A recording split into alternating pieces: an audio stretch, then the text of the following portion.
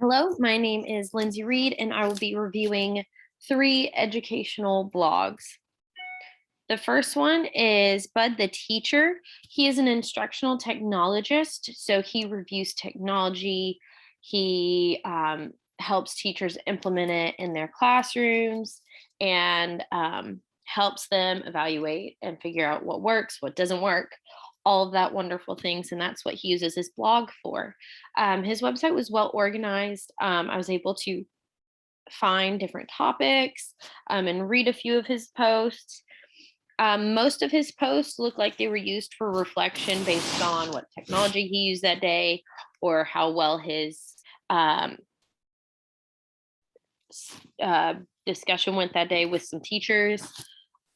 He did have a search bar. I love a good search bar, especially for blog posts, is when I'm looking for a specific topic, just being able to go over there, search it, and read what their opinion is on that certain discussion. He does touch on hot topics, which I thought was really interesting, especially for an educator's blog.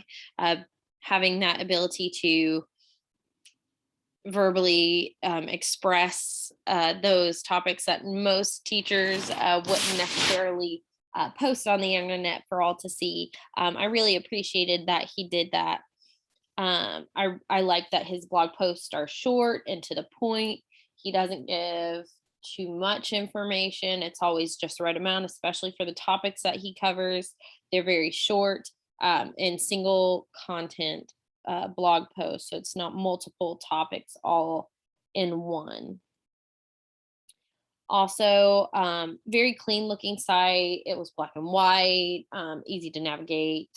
The only thing I was confused on with his website were some of the titles were a jumble of letters, and it must mean something because I was looking through them and all of them were pictures, but I couldn't decipher what each of those letters meant, and there were numbers in them. It was all over the place. I did not understand it.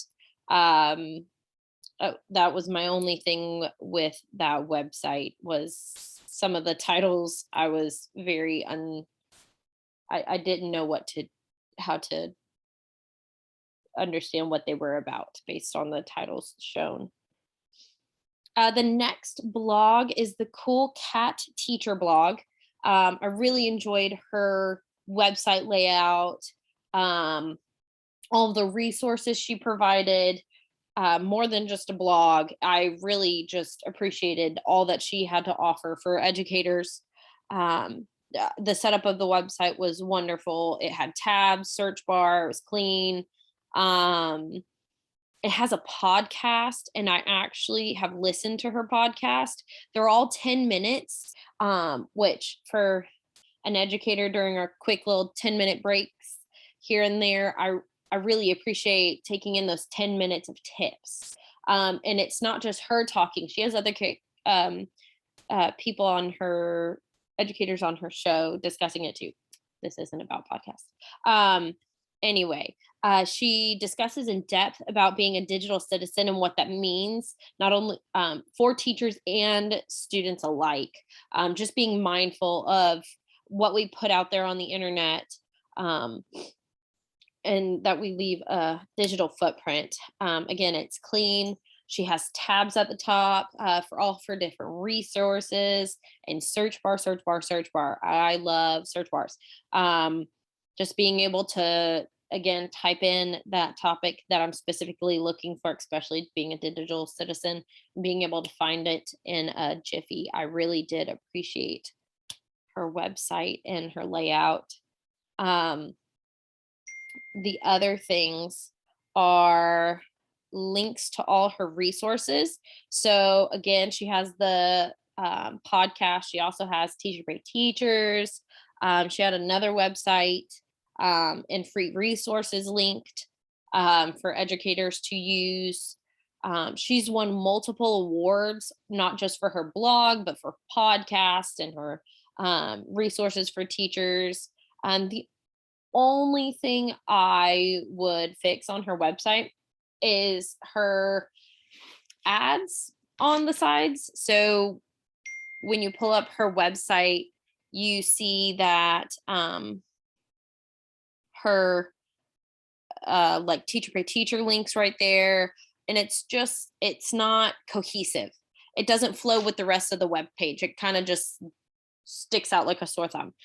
So that would be my only thing for her. Last but not least is the free technology for teachers. He has a search bar, ads. Again, I love search bars. He had ads on his website. His posts were long. Some were shorter than others, but a few posts that I saw were really long. And for me, that's not appealing for a blog.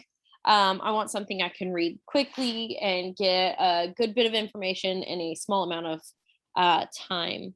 He had a very simple design to his website. It's very clean. I was able to find things I was looking for on his website and being able to understand a little bit more about him based on what he wrote. He had a lot of different resources available for teachers.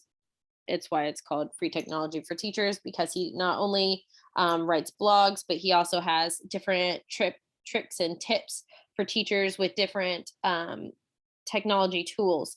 So the tabs at the top, it had Google, Microsoft, Apple, Apple and Mac are the same thing.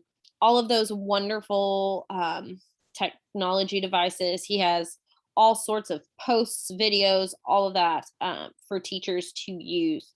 He has also won multiple awards, which I think is an amazing thing for educators to be able to participate in those blog things and get the recognition they deserve. The only thing was his ads, and they're just distracting to me when I go on a website, seeing an ad for paper or different educational technology resources. It's just not appealing to me when I'm looking for researching about technology devices in the classroom and such. I don't want to see an ad. It's flashy and distracting, and just not my cup of tea. That's fine. Though these are my resources, all the websites that I looked at for these. I hope you were able to understand more about each of these blogs, and thank you for listening.